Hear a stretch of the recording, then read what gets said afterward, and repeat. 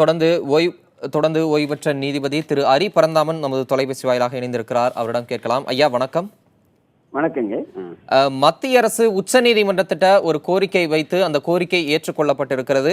தமிழக அரசினுடைய நடவடிக்கையில ஒரு வாரத்திற்கு குறுக்கிடாமல் இருப்பதற்கான அந்த கோரிக்கை தான் ஏற்றுக்கொள்ளப்பட்டிருக்கிறது.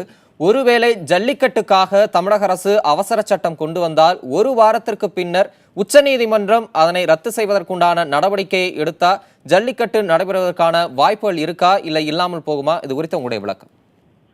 100% இருக்காதுங்க, சந்தேகமே கிடையாது.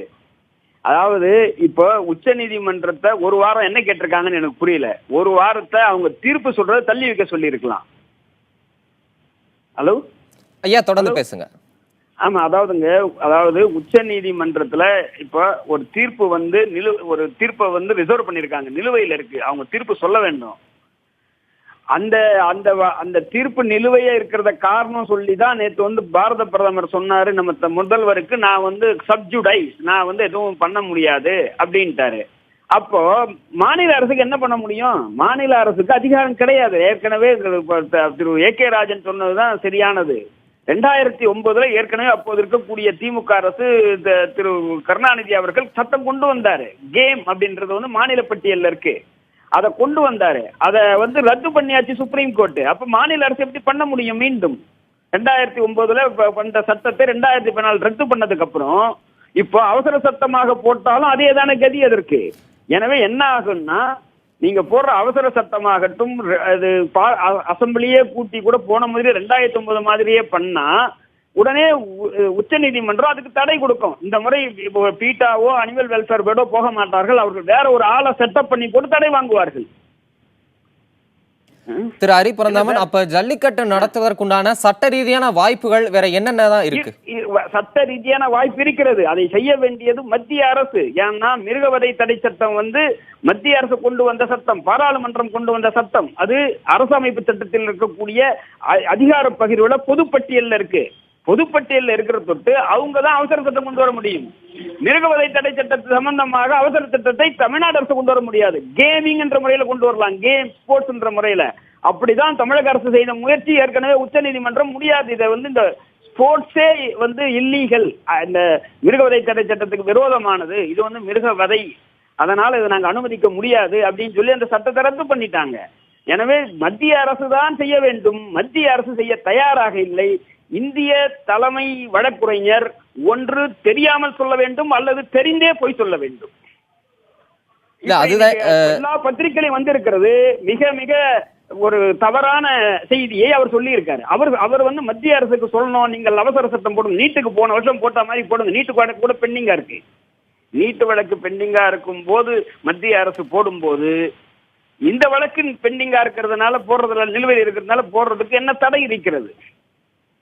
அதை விட்டுட்டு இப்ப நீங்க தமிழக அரசு போடுங்க அப்படி என்பது இன்றைக்கு இருக்கக்கூடிய போராட்டத்தை திசை திருப்புவதற்காக. மீண்டும் இதே மாதிரி ஒரு கூட்டம் கூடாது. இவர் சுப்ரீம் கோர்ட் தடை பண்ணிட்டாங்க, நான் என்ன பண்றதும்பாங்க.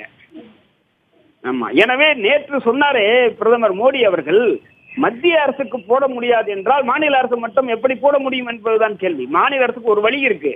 அவங்க மிருகவதை தடை சட்டத்துல அவங்க திருத்தம் கொண்டு வந்து உடனடியாக சட்டசபை கூட்டி பண்ணலாம்.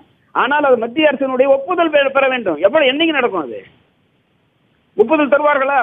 மத்திய அரசு தரமாட்டார்கள்.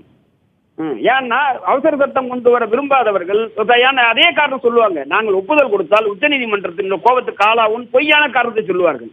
உச்ச நீதிமன்றத்துக்கு கோபமே ஒன்றும் கிடையாது. இது பாராளுமன்றத்துக்கு இருக்கக்கூடிய மத்திய அரசு இருக்கக்கூடிய அதிகாரத்தை பயன்படுத்துவதுதான்.